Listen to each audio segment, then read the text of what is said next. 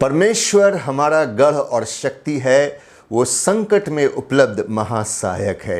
प्रभु की स्तुति हो। प्रभु यीशु मसीह के मधुर नाम में आप सबों को मेरा प्यार भरा नमस्कार।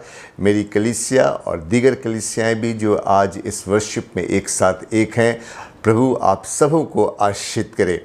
आज का दिन यहोवा ने बनाया है और हम इसमें आनंदित हैं। ये प्रभु का दिन है मेरे प्रियो, और बड़े उत्साह के साथ आज हम अपनी टीवी स्क्रीन्स के सामने और अपने मोबाइल फ़ोन्स के सामने जो है बैठे हुए हैं, और आज हम परमेश्वर की आराधना करना चाहते हैं, हम उसकी स्तुति करना चाहते हैं, अपनी चिंताओं को हम परमेश्वर के पास लेके जाना चाहते हैं और उनसे उस शांति को पाना चाहते हैं जो परमेश्वर ने हमारे लिए पहले से तैयार की है। तो आइए आज हम इस सुबह की बेला में हम अपनी आराधना को प्रारंभ करें और अपने होठों के फल से परमेश्वर का हम धन्यवाद करें। अपने होठों के फल को हम परमेश्वर को चढ़ाएं, और आप अपनी किताबों को खोल लें, अपनी पीडीएफ्स को अपने साथ रखें। मैं पृष्ठ संख्या 237 के ऊपर हूँ, page number 237, page number 237, section 2। हे प्रभु हमारे होठों को खोल, हे सर्वसमर्थी प्रभु परमेश्वर, तू पवित्र पवित्र पवित्र है। परमेश्वर पिता हमारे सृष्टिकर्ता की महिमा हो, उसके पुत्र हमारे मुक्तिदाता की महिमा हो, उसकी आत्मा हमें पवित्र करने वाले की महिमा हो। आमीन। हे प्रभु हम पर दया कर, हे क्रिस्त हम पर दया कर, हे प्रभु हम पर दया कर।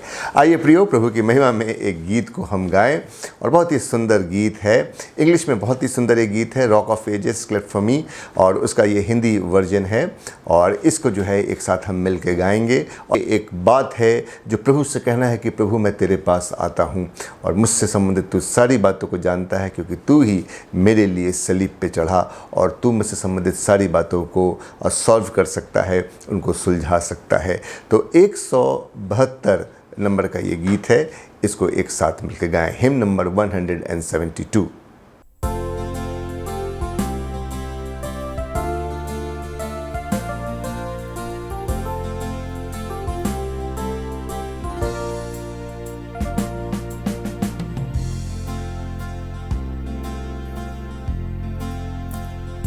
यीशु तू है मेरी आस, आता हूँ मैं तेरे पास। अब खून जो बहे थे तेरे छीने पहलू से, वो गुनाह की दवा हो, दोज़ख से बचाने को। मेरी मेहनत है बेकार, रोने से दिल बेआराम, देता है सिर्फ तकलीफात, देता नहीं है नजात। मेरी मेहनत है बेकार, जो ना हो तू मददगार। खाली हाथ मैं आता हूँ, कुछ भी नहीं लाता हूँ। नंगा हूँ, गरीब बदहार, मुझ लाचार को करनिहार। दे तू मुझे साफ पोशाक, कर तू मेरे दिल को पाक। आंधा हूँ तू फजल से, बंदे को बिनाई दे। नाजिस हूँ नजासत को धोए यीशु उसे धो, नातवान को रहम से तवानाई बख्श तू दे। जब तक मेरा रहे दम, जिस वक्त आए मौत का गम, जब क़यामत बर्पा हो और तू आए हशर को, यीशु मुझे तब बचा, अपनी आड़ में तब छिपा।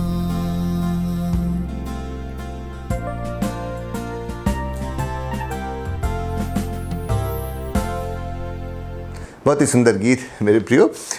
इस समय हम पापा अंगीकार की प्रार्थना करेंगे और पृष्ठ संख्या 238 के ऊपर मैं हूँ, page number 238 prayer of confession है जो सेक्शन 5 के ऊपर हमें मिलती है, तो इसको हम करेंगे।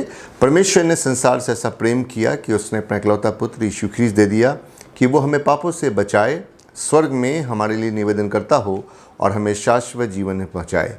इसलिए हम पश्चाताप और विश्वास के साथ अपने पापों का अंगीकार करें। हम परमेश्वर की आज्ञाओं का पालन करने का और सब मनुष्यों के साथ मेल मिलाप और प्रेम से रहने का दृढ़ निश्चय करें। कुछ क्षण मौन में रह करके हम प्रार्थना करेंगे और अपने मनों को पाप अंगीकार की प्रार्थना के लिए हम तैयार करेंगे।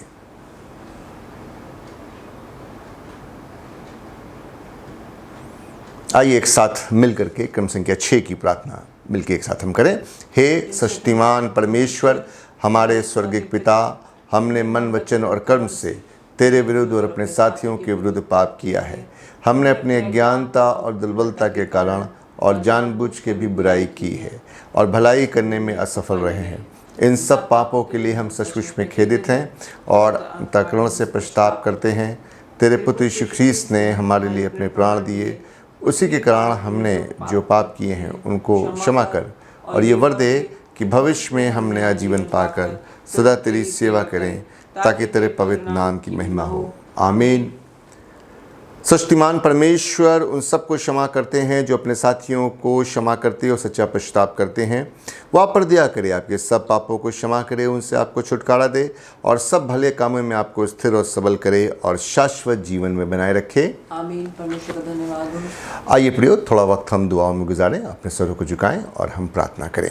प्रेम पिता परमेश्वर, हम आपका धन्यवाद देते हैं आज के सुंदर दिन के लिए, इस नई सुबह के लिए पिता परमेश्वर, इस नई श्वास के लिए, इस नए जीवन के लिए हम धन्यवाद देते हैं प्रभु। जबकि हम जानते हैं ऐसे कितने लोग थे जो आज की सुबह को नहीं देखने पाए, पर हम उन ब्लेसेड लोगों में से हैं, उन आशीषित लोगों में से हम हैं पिता परमेश्वर, जो आज सुबह ज़िंदा पाए जाते हैं। और सबसे पहले हमने ये चुना है कि हम आपकी स्तुति करें, हम आपकी आराधना करें। इससे पहले कि हम अपने परिवार में अपने समय को बिताएं या कहीं और समय बिताएं, हमने चुना है कि हम सबसे पहले आपकी आराधना करें। प्रभु, आप तो प्रभुओं के प्रभु और राजाओं के राजा हैं। आप हमारे मनों को जानते हैं, हमारे मनों की इच्छाओं को जानते हैं। हम आपका धन्यवाद करते हैं प्रभु, इस बड़ी इच्छा को हमारे मन में रखने के लिए कि हम इस आराधना में एक हो सकें। जितने लोग भी पिता परमेश्वर आज इस आराधना में एक हैं, नाम बनाम मैं एक एक को यीशु मसीह के नाम से आशीष देता हूँ। और पिता परमेश्वर उनकी चिंताओं को, उनके भय को, और कई बार उनकी बीमारियों को, उन सारी चीज़ों को आपके पास लेके आता हूँ, क्योंकि हमें मालूम है पिता परमेश्वर कि आपने उन सारी चीज़ों के बदले में उनके लिए अच्छी चीज़ों को रखा है, तैयार किया है, और वो सब आप देते हैं। प्रभु, उन सारी अच्छी चीज़ों से अपने लोगों को सेर आसूदा करें। हम आपकी स्तुति करते हैं प्रभु। हमारे गीतों का गाया जाना, वचन में से पढ़ना, उसमें से मनन करना, सब कुछ आपको ग्रहण योग्य हो और इस आराधना के माध्यम से आपको महिमा मिले, ताकि हमारे जीवनों में भलाई आने पाए। यदि कोई बीमार है, कमज़ोर है, अच्छा फील नहीं कर रहा है पिता परमेश्वर, स्वास्थ्य अच्छा नहीं है, आप अपने चंगाई भरे हाथों को उन पर रखें और पिता परमेश्वर पूरी चंगाई दे। हमारी प्रार्थना है। हमें सारे दिन के साथ हों और हमसे आप बातचीत करें। हम इस प्रार्थना को अपने मुक्तिदाता प्रभु यीशु मसीह के मीठे पवित्र नाम में होकर मांगते हैं, आमीन। प्रभु की प्रार्थना एक साथ मिलकर करें। हे हमारे पिता, तू जो स्वर्ग में है, तेरा नाम पवित्र माना जाए, तेरा राज आए, तेरी इच्छा से स्वर्ग में पूरी होती है वैसे पृथ्वी पर पूरी हो। हमारे प्रतिदिन की रोटी तू आज हमें दे, हमारे अपराधों को क्षमा कर, जैसे हमने अपराधियों को क्षमा किया है। हमें परीक्षा में डाल, परंतु बुराई से बचा, क्योंकि राज और पराक्रम महिमा अब और सदा सदा काल तेरे ही होगा। आमीन। हे परमेश्वर, तू दिन के प्रकाश का बनाने वाला है। तूने अंधकार को दूर करके जगत को प्रकाशमान किया है। हमारे मत से पाप के अंधकार को दूर कर और हमारे हृदय में अपने सत्य का प्रकाश भर। हमारे हाथों को भले कार्य करने के लिए सबल बना। तेरा पुत्र यीशु ख्रीस्त सत्य ज्योति है, उसी के द्वारा तू हमें प्रकाश और आनंद प्रदान कर। आमीन।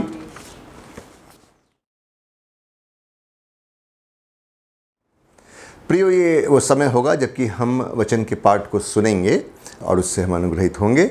आज के सुबह के लिए जो वचन का पाठ मैंने लिया है वो पाया जाता है यूहन्ना रचित सुसमाचार, उसका 15वां अध्याय और उसके 18 से 20 पद तक। The gospel of John chapter 15 versus 18 through 20।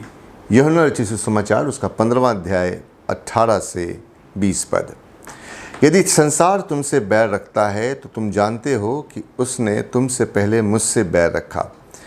यदि तुम संसार के होते तो संसार अपनों से प्रेम रखता, परंतु इस कारण कि तुम संसार के नहीं, वरन मैंने तुम्हें संसार में से चुन लिया है, इसलिए संसार तुमसे बैर रखता है। जो बात मैंने तुमसे कही थी कि दास अपने स्वामी से बड़ा नहीं होता, उसको याद रखो। यदि उन्होंने मुझे सताया तो तुम्हें भी सताएंगे, यदि उन्होंने मेरी बात मानी तो तुम्हारी भी मानेंगे। ये प्रभु यीशु ख्रीस्त का शुभ समाचार है। यीशु ख्रीस्त तेरी स्तुति हो। प्रभु की स्तुति हो। प्रियो, वो समय आ गया जबकि हम परमेश्वर के जीवनदायी वचन से अपने आप को भरें। और मेरे प्रियो, ये बहुत ही अच्छा अवसर होता है जब हम वचन को खोलते हैं, कभी भी ना, सर्विस में, ऑनलाइन वर्शिप में, चर्चेस में, अपने घरों में, व्यक्तिगत रूप से। वो समय बहुत ही ब्लेस्ड टाइम होता है, क्योंकि एक बहुत बड़ा रेवलेशन जो है वो हमारे ऊपर आता है जबकि हम परमेश्वर के वचन को खोल रहे होते हैं, उसको हम पढ़ रहे होते हैं, और परमेश्वर के वचन का रेवलेशन, उसका प्रकाशन हमारे जीवन में आता है। और जहाँ पे अंधकार है, जहाँ पे असंभवता है, वहाँ पे परमेश्वर का प्रकाश पहुँचता है और उस अंधकार में वो हमको ज्योति देता है। तो ये वो समय है। और उन तमाम लोगों के लिए जो आज इस आराधना में जुड़े हैं, और उन तमाम लोगों के लिए भी जो आज पहली बार इस आराधना को देख रहे हैं, इस आराधना में संलग्न हैं और आपने इसको ट्यून इन किया है, इस चैनल को, प्रभु आप सबों को आशीषित करे। आइए हम एक छोटी प्रार्थना करें और उसके बाद हम सीधे रूप से इस वचन में जाएं। प्रेम पिता परमेश्वर, हम धन्यवाद के साथ इस समय आपके पास आते हैं और जो वचन पिता परमेश्वर हम पढ़ते हैं, उसको मनन करते हैं, आपसे विनती करते हैं कि वो हमारे हृदयों में जाए और वहाँ पर जा कर के वो फलवंत हो और पिता परमेश्वर वहाँ से 100 गुना फल लेके आए। हमें सारे जन के साथ हो। प्रार्थना को प्रभु यीशु मसीह के नाम से मांगते हैं, आमीन। प्रियो, इन दिनों में हम लोग जो हैं बहुत ही डिफ़िकल्ट टाइम्स में रह रहे हैं, जैसा कि हमें पता है, बहुत ही अनसर्टन टाइम में रह रहे हैं। निश्चितता नहीं है समय की कि कब क्या हो जाए। और ऐसे समय में मेरे प्रियो, हम जैसा कि मैंने पहले आपको बताया कि वचन की ओर देखते हैं। पिछली बार भी मैं आपको बता रहा था कि मत्ती 24 अध्याय की बहुत सारी भविष्यवाणियाँ जो है वो अभी पूरी हो रही हैं, और बाइबल की जो है बहुत सारी भविष्यवाणियाँ मेरे प्रियो इन समय में पूरी हो रही है। आमोस 8 की आप भविष्यवाणी देखिए, यिर्मयाह 16 की भविष्यवाणी आप देखिए, यशायाह 2 अध्याय की भविष्यवाणी आप देखिए, यशायाह 26 अध्याय की आप भविष्यवाणियाँ देखिए। वो सारी भविष्यवाणियाँ जो है वो पूरी होती हमें नज़र आ रही हैं। और मुश्किल समय में एक बात तो अच्छी हुई है, वो ये कि हम परमेश्वर के और नज़दीक आने पाए हैं, है ना। इससे जो है हम परमेश्वर के और नज़दीक आने पाए हैं। और एक तरफ जो है डिफ़िकल्टीज़ और मुश्किलात में राइज़ है, यानी कि उसमें एक तरह की बढ़ोतरी है, तो एक तरफ हमारी प्रार्थनाओं में भी बढ़ोतरी है। एक तरफ जो है अनिश्चितता में बढ़ोतरी है, तो एक तरफ जो है हमारा विश्वास जो है हम परमेश्वर पे और लगाने में भी अपनी बढ़ोतरी को देखने पा रहे हैं। तो ये एक तरह का पैराडॉक्स है, लेकिन ये एक बहुत ही अच्छी बात जो है हमारे जीवन में घटित हो रही है मेरे प्रियो।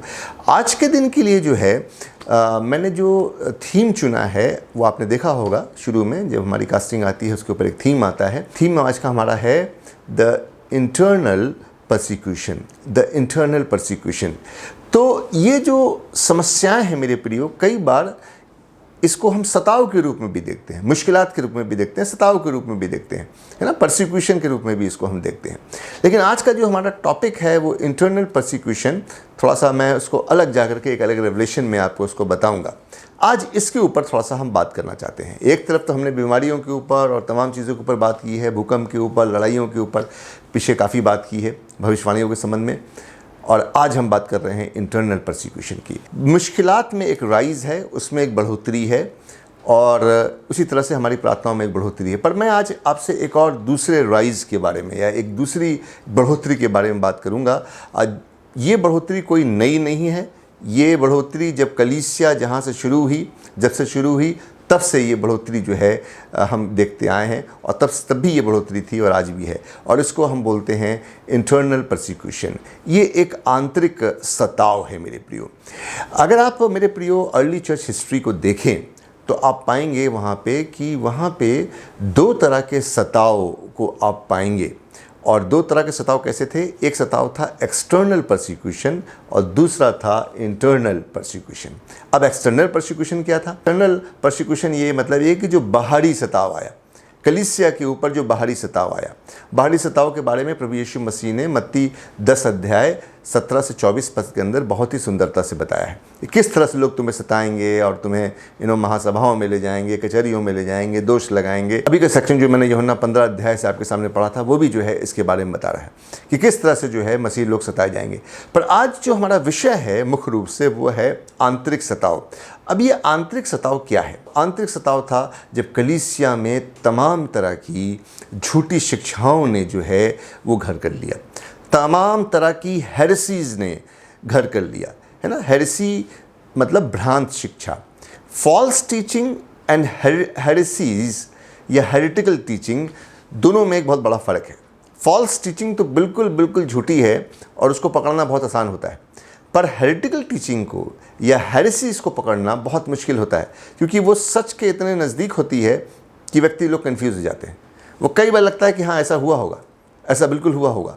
तो इसलिए जो है आज मैं बात कर रहा हूँ इस भ्रांत शिक्षा के बारे में, इस झूठी शिक्षा के बारे में, या मैं बात कर रहा हूँ अफवाहों के बारे में जो कलीसिया में फैलाई जाती है। और आज से नहीं, मैं जैसा कि पहले बताया कि जब से कलीसिया प्रारंभ हुई फर्स्ट सेंचुरी एडी में भी ये चीज़ें थी और आज भी इसको हम देखते हैं।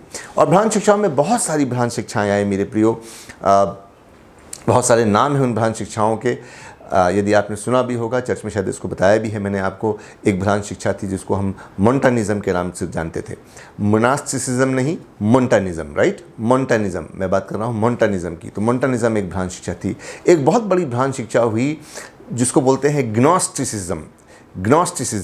और ग्नोस्टिसिज्म का जो जनक था वो एक बहुत ही उच्च अधिकारी कलीसिया में हुआ जिसका नाम था वैलेंटिनस। और वैलेंटिनस ने इस भ्रांत शिक्षा को प्रारंभ किया जो करीब 100 एडी के करीब में इजिप्ट में पैदा हुआ और 160 में साइप्रस में इनकी डेथ हो गई। और ये एक बिशप थे, है ना, वैलेंटिनस, जो चर्च हिस्ट्री है वो हमें बताती है। और उन्होंने ग्नोस्टिसिज्म की शुरुआत की और उससे कलीसिया को जो है इन्होंने कन्फ्यूज़ किया। लेकिन बाद में जो है इनको कलीसिया से जो है तिरस्कृत किया गया। कलीसिया ने जो है इस शिक्षा के ऊपर तोड़ को निकाला। और आज जो हम चीज़ों को पढ़ते हैं ना, आज भी जो हम चीज़ों को क्रीड पढ़ते हैं वो इसीलिए पढ़ते हैं कि हम ये विश्वास करते हैं। इसके अलावा अगर कोई चीज़ और आए उस पर हम विश्वास नहीं करते। आज भी हम देखते हैं कि हमारे चर्चेज़ में, हमारी कलीसियाओं में ऐसे तमाम लोग हैं जो तमाम तरह की कंफ्यूज करने वाली बातों को, कई बार झूठी बातों को, तमाम तरह की अफवाहों को वो फैलाते हैं, तमाम तरह की चटपटी बातों को लोगों तक पहुंचाते हैं, और ताकि लोगों का ध्यान जो है प्रभु के सत्य वचन से हट करके उन चटपटी बातों पर रहे। अगर आपके पास बाइबल होगी या यदि आप नोट कर रहे हैं, और यहाँ पे सामने भी आपके आ रहा है 2 तिमुथियुस 4 अध्याय और 3 और 4 पद, 2 तिमुथी चैप्टर 4 वर्सेस 3 और 4, वहाँ पे लिखा है कि अंत के दिनों में लोग ऐसे हो जाएंगे जो अपने कानों की खुजली के अनुसार बहुत सारे गुरु बटोर लेंगे और सच्ची शिक्षा को और सच्ची डॉक्ट्रिन को वो नहीं मानेंगे, ठीक है, और बहुतों को अपने तरफ फेर लेंगे। इसको आप पाते हैं 2 तिमुथियुस 4 अध्याय 3 और 4 पद, आपके सामने वो स्क्रीन के ऊपर था अभी। तो मेरे प्रियो, ये वो समय है कि जब लोग बजाय इसके कि परमेश्वर के वचन पे ध्यान लगाएं, वो तमाम तरह के ग्रुप्स की बातों को, तमाम तरह के सोशल मीडिया की बातों को, तमाम तरह की चीज़ों के ऊपर वो ध्यान लगाए हुए हैं। हमें से तमाम लोग मेरे प्रियो ऐसे हैं जो न्यूज़पेपर को उठाते हैं और उसके बाद वो 5 मिनट बाद 7 मिनट बाद बोलते हैं कि ओह, कुछ भी इसमें खास नहीं है। क्यों? क्योंकि वो न्यूज़पेपर में कुछ न्यूज़ को चाहते हैं। वो चाहते हैं कि कुछ खबर मिले, कहाँ पे क्या हुआ, कहाँ पे क्या नहीं हुआ, कुछ बुरी खबरें भी मिले शायद, है ना। वो उसको पढ़ना चाहते हैं और जब वो खबरें नहीं मिलती है तो उनको लगता है कि आज न्यूज़पेपर में कुछ भी खास नहीं है, सब वही नॉर्मल चीज़ें हैं जो चल रही हैं, वही चीज़ें हैं। तो मेरे प्रियो, वो नहीं, अब वो समय है कि जब हम परमेश्वर के वचन पे ज़्यादा ध्यान लगाएं, ना कि ऐसी बातों पे जो सिर्फ कन्फ्यूजन को फैलाती हैं, झूठी बातों को फैलाती हैं, लोगों को कंफ्यूज करती हैं और लोगों को भ्रमित करती हैं। ये काम मेरे प्रियो शैतान का है, ये काम इंसान का नहीं है। पहला यूहन्ना उसका 3 अध्याय उसका 8 पद हमें बताता है कि इसी कारण से परमेश्वर के पुत्र प्रभु यीशु मसीह ने अपने आप को प्रदर्शित किया कि वो शैतान के काम को या दुष्ट के काम को डिस्ट्रॉय करे। यीशु मसीह इसीलिए आया मेरे प्रियो कि वो शैतान के काम को, दुष्ट के काम को हमेशा के लिए नेस्तनाबूद कर दे, उसको वो ख़त्म कर दे। और पहला कुरिन्थियों 14 अध्याय उसका 33 पद बताता है कि जो हमारा परमेश्वर है वो कन्फ्यूजन का परमेश्वर नहीं है। Our God is not the God of confusion, या our God is not the author of confusion. That's a very beautiful word we find over there. Our God is not the author of confusion. हमारा परमेश्वर जो है वो भ्रांत चीज़ों का या भ्रमित करने वाली चीज़ों का ऑथर नहीं है, उसका जनक नहीं है, उसको बनाने वाला नहीं है, but of peace as in all churches of God, but of peace as in all churches of God within the saints।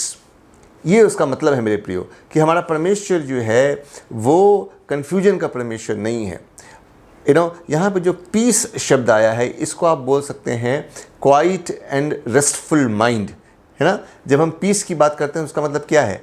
Quiet and restful mind. जब हमारा मन जो है बिल्कुल शांत हो और हम एक ऐसी स्टेट में हो, एक ऐसी स्थिति में हो जो सुखदाई हो, जहाँ पे हर चीज़ हमें अच्छी लग रही है, जहाँ पे हम बहती हुई नदी में भी म्यूज़िक को सुन सकें, जहाँ पे हम चलती हुई हवाओं में मेरे प्रियो सुख को महसूस कर सकें, जहाँ पे अपने इन्वायरमेंट में जहाँ भी हम बैठे हैं वहाँ पे हमें अच्छा फील हो, हम अपने ऊपर किसी बोझ को ना देखें।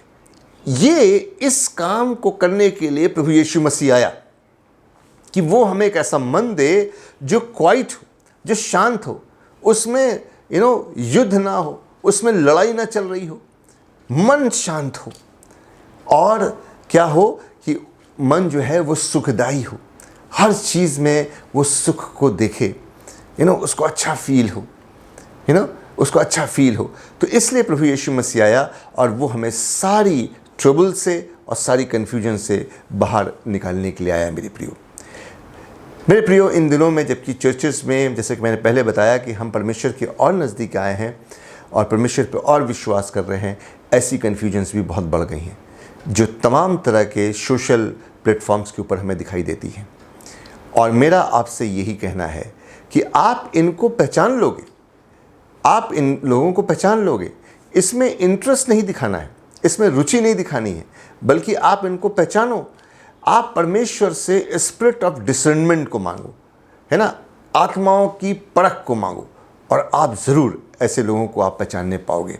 पौलुस ने एक बात बहुत अच्छी बोली फिलिपियों की पत्री में। मैं उसको पैराफ्रेज नहीं करूँगा, बल्कि मैं उसको पूरा का पूरा पढ़ूँगा आपके सामने, और यही काम हमको करना है मेरे प्रियो, यही काम हमको करना है। फिलिपियों 4 अध्याय और उसका 8 पद, फिलिपियंस चैप्टर 4 वर्स 8।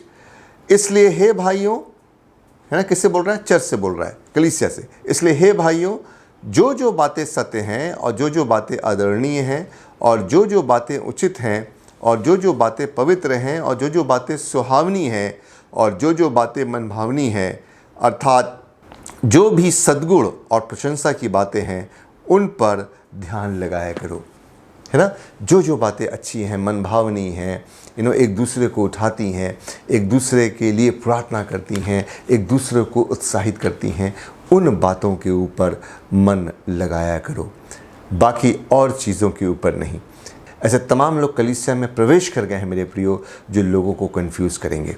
ऐसी कन्फ्यूजन में मत पड़ना आप, ऐसी कन्फ्यूजन में मत पड़ना। भजन क्रमांक 1 बहुत ही सुंदर क्रमांक है, लेकिन उसका 6वां पद क्या बोलता है? यहोवा, क्योंकि यहोवा धर्मियों का मार्ग जानता है, परंतु दुष्टों का मार्ग नष्ट हो जाएगा। मेरे प्रियो, परमेश्वर के विरोध में जो भी दुष्टता करेगा, चाहे कोई भी हो, कोई भी नाम हो, कोई भी चीज़ हो, वो समाप्त हो जाएगा। लेकिन परमेश्वर धर्मीय को मार्ग को जानता है, परमेश्वर आपके मार्ग को जानता है, परमेश्वर आपकी प्रार्थनाओं को जानता है। आपकी प्रार्थनाएं उससे छुपी नहीं हैं, पर परमेश्वर आपके अंदर चल रहे उस द्वंद्व को भी जानता है, परमेश्वर आपके अंदर चल रहे उस परेशानी को भी जानता है, जहाँ पे आप परेशान हैं बहुत सारे विचारों से, बहुत सारी बातों से, बहुत सारे लोगों से।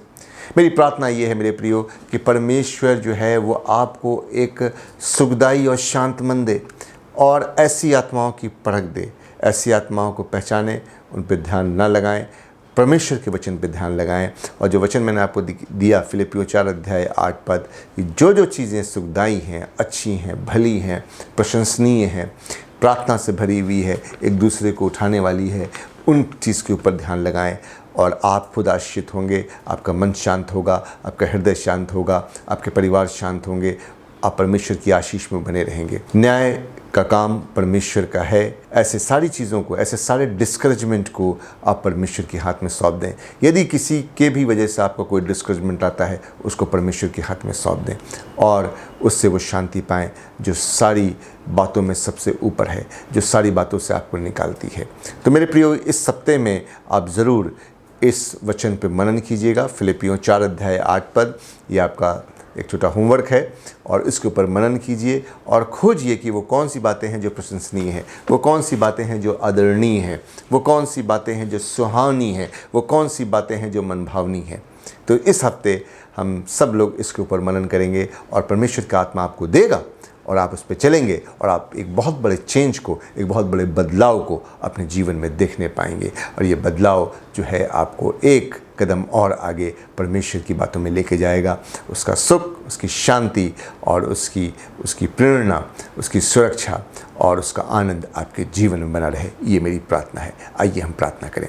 प्रेम पिता परमेश्वर, हम आपका धन्यवाद देते हैं। आपका वचन सुना है, आपका वचन पिता परमेश्वर आपकी आशीष है और आपका वचन हमारे मार्ग के लिए दीपक, हमारे पथ के लिए उजियारा है।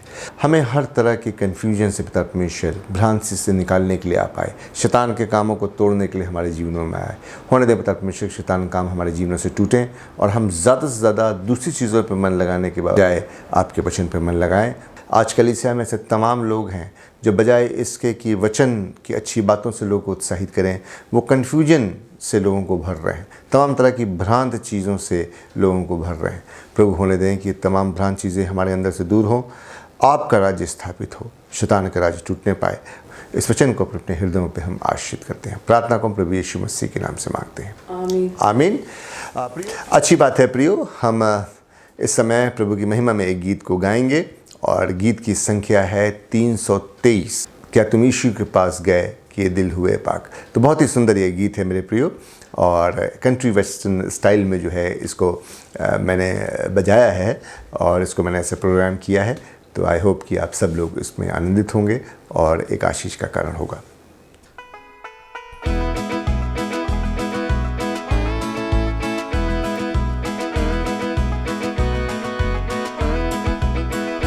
क्या तुम यीशु पास गए कि दिल हुए पाक, क्या उस सोते में साफ हुए हो, जो सलीब से बहता की हो वे नजात, क्या उस सोते में साफ हुए हो, क्या तुम साफ हुए हो, सब गुनाह से तुम साफ हुए हो, क्या लिबास तुम्हारे खून से हुए सफेद, क्या उस सोते में साफ हुए हो, क्या तुम यीशु सा चलते रोज बरोज, क्या उस सोते में साफ हुए हो, तुम अपना भरोसा उस पर रखते मनोस, क्या उस सोते में साफ हुए हो? क्या तुम साफ हुए हो? सब गुनाह से तुम साफ हुए हो?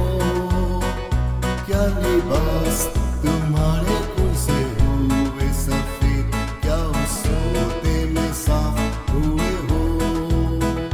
तब बेदाग और बेऐब तुम ठहरोगे जरूर, गर उस सोते में साफ हुए हो।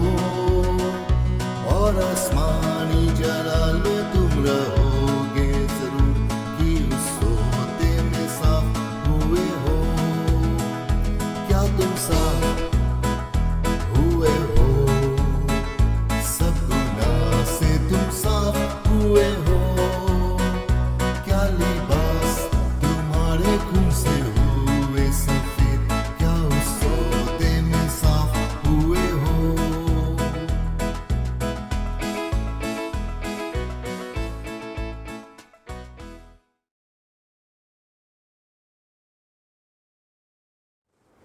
ये समय होगा प्रियो अनाउंसमेंट्स का। जैसा कि ये सबको विदित है कि हम कलीसिया में आराधना नहीं कर पा रहे हैं, हम अपने चर्च में आराधना नहीं कर पा रहे हैं, और चर्च में भी जो है वो काम हो रहा है। और मैं आपसे अनुरोध करता हूँ, जैसा कि हमेशा से करता आया हूँ, कि ज़रूर समय मिले तो हमारे उत्साह के लिए आप ज़रूर चर्च में आइए। ये चर्च आपका है और इसको जो है आप ज़रूर देखिए आकर के, और उसके बाद जो है जैसा भी प्रभु आपके मन में डाले, जो भी प्रभु आपके मन में डाले, आप इस चर्च के लिए आगे बढ़ चढ़ के करिए। तो ये एक मेरा अनुरोध है आपके लिए। और जब चर्चेस खुलेंगे और सारे रूल्स आ जाएंगे हमारे पास, गाइडलाइंस आ जाएंगी, तो उसके बाद आपको इसके बारे में बता दिया जाएगा ग्रुप्स के ऊपर। और लेकिन फिर भी जो है इस बार जो है मैंने प्रभु से इस सामर्थ्य को मांगा है, मैं ऑनलाइन वर्शिप को ज़रूर जारी रखूँगा, क्योंकि इससे बहुत सारे लोग जो है अनुग्रहित होते हैं, बहुत सारे लोग आशीषित होते हैं। और मैं इसको ज़रूर इस बार प्रभु से अनुग्रह मांगा है कि मैं इसको ज़रूर पूरा करूं। कलीसिया से संबंधित जो प्रार्थनाएं हैं, जो चीज़ें हैं, जो बर्थडेज़ हैं, एनिवर्सरीज़ हैं, वो इस प्रकार से होंगी। भाई सनी दयाल 31 मई को अपने बर्थडे को मनाएंगे, यानी कि कल। और भाई जॉन सैमुअल नेथन 1 जून को अपने बर्थडे को मनाएंगे।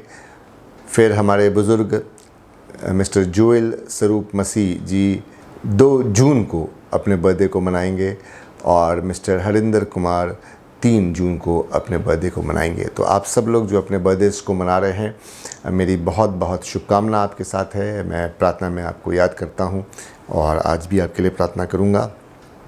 परमेश्वर जो है अपना नया रेवलेशन, अपना सबसे अच्छा स्वास्थ्य और सारी अच्छी चीज़ें आपको दे, और सारे संकटों को आपके जीवन से वो दूर करे, ये मेरी प्रार्थना है।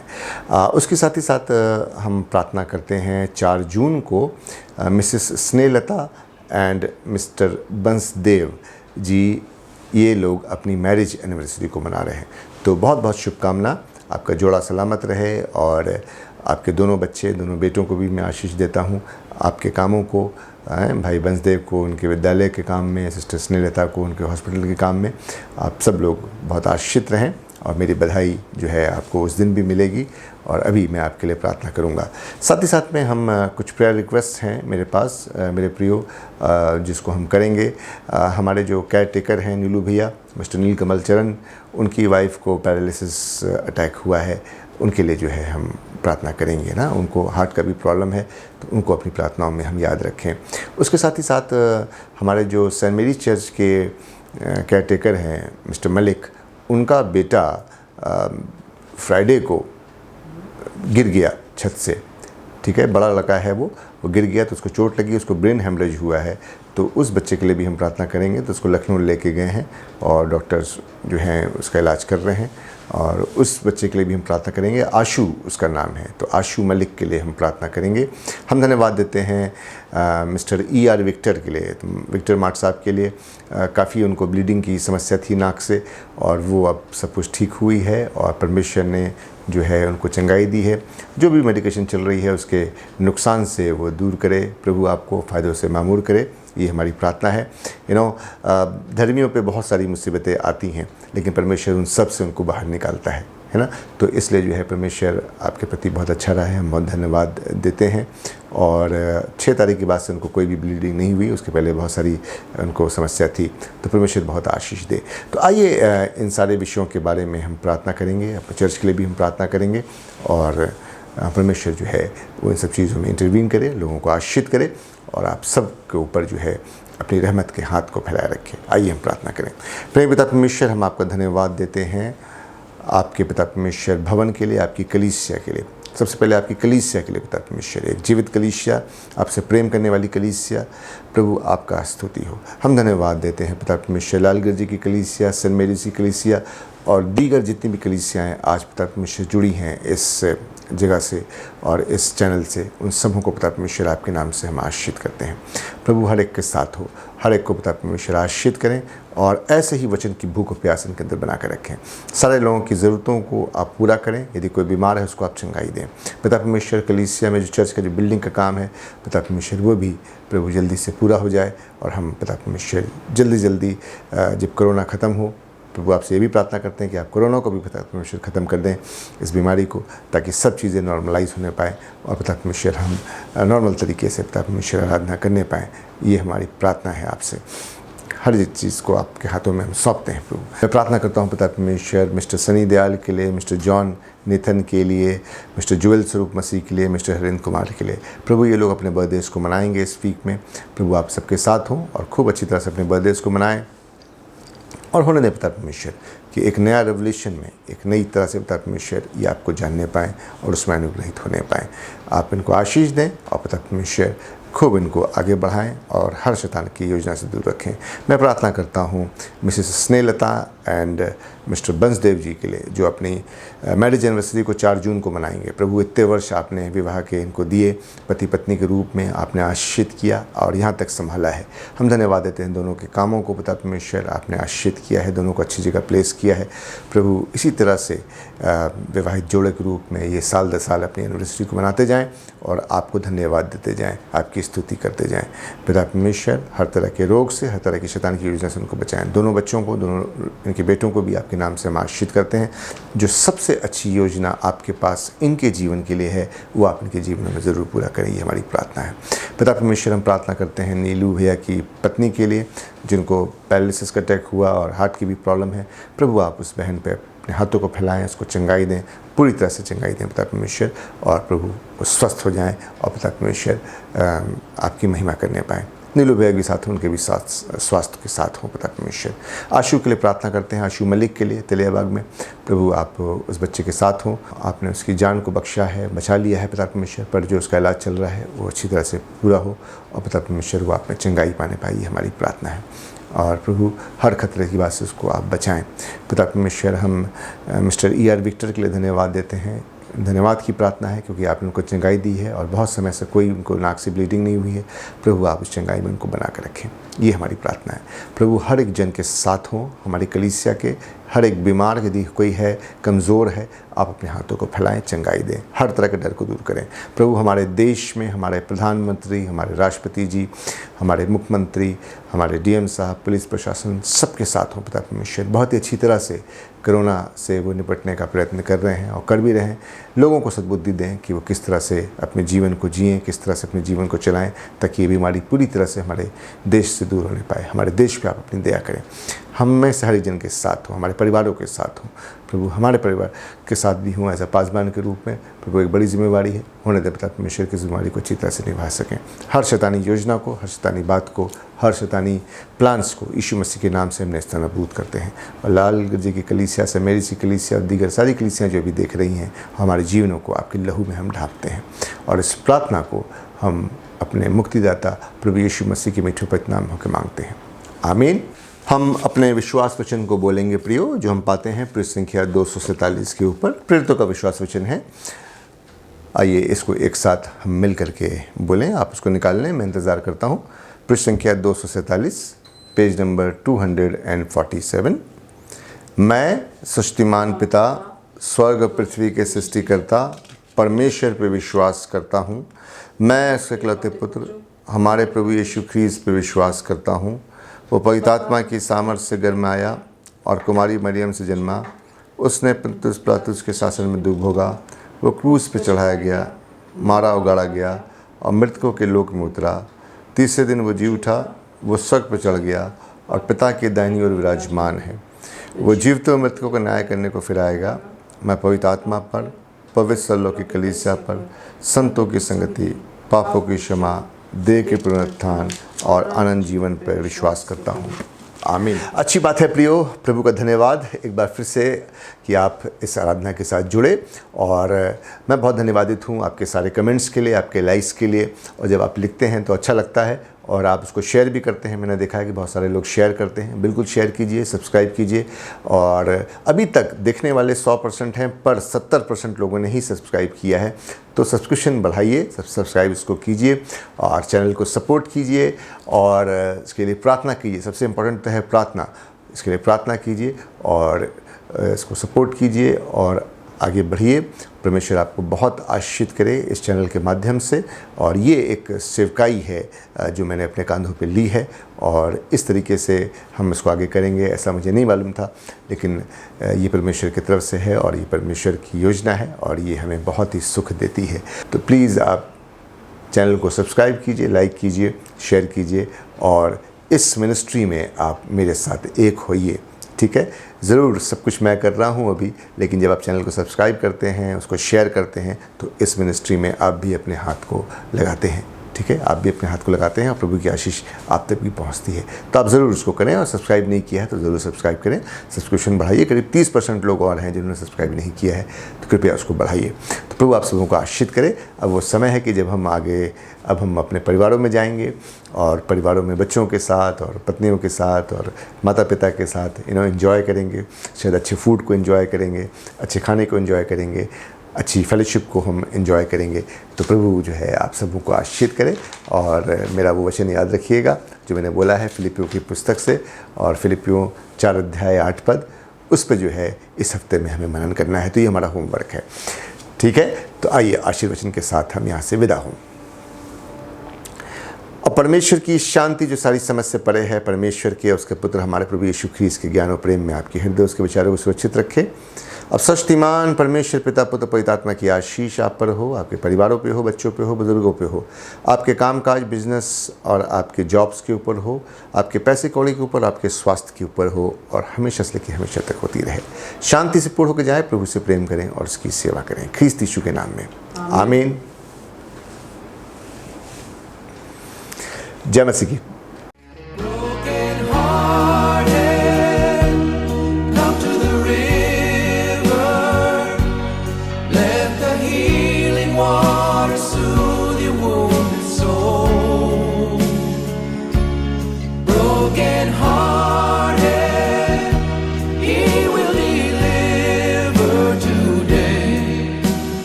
Gloria